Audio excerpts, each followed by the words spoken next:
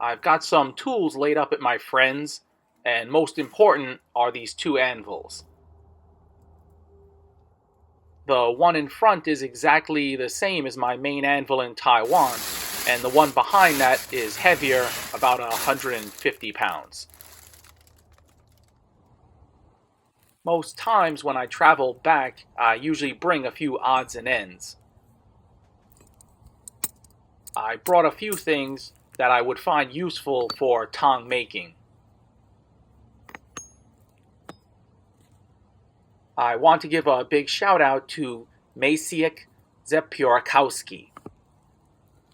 He's given me several donations and I haven't had the occasion to thank him, so I just wanted to do that now and just say much appreciated. I brought my stake anvil here because I think it'll be pretty practical to use out in the field.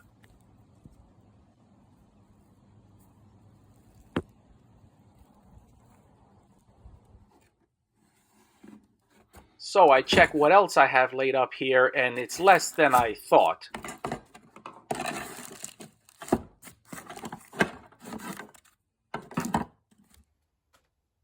But I do have this post vise and a small bench vise down here. Plus this box right next to it has some stuff, so let me check that out. I found more, but not nearly as much as I thought that I had here. However, with the way I operate on a minimalistic level, this will be plenty to start. I just wish that I had more tool steel, but now I do remember that I sold off a lot of that last time I was back. As far as having tongs here, I'm hurting for certain. I found one last box, and this old guillotine tool will come in handy.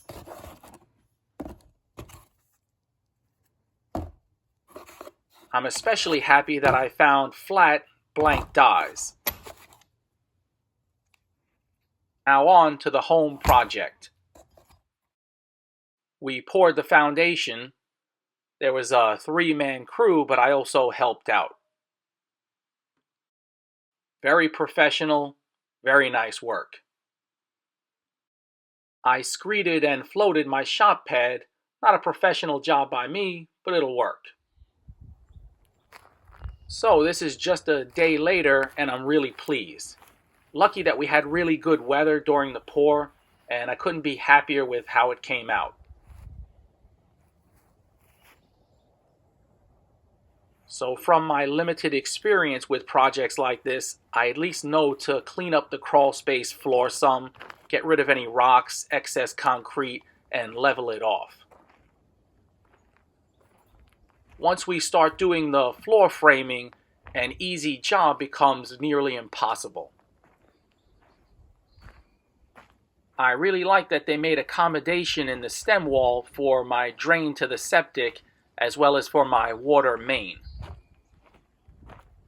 So another day on, and I have my tree guy out here to trim this very old big leaf maple. It's just way up there. I've used this guy before, and he's the best. Watching him climb and navigate in the canopy, I was telling him that I think he's got squirrel blood.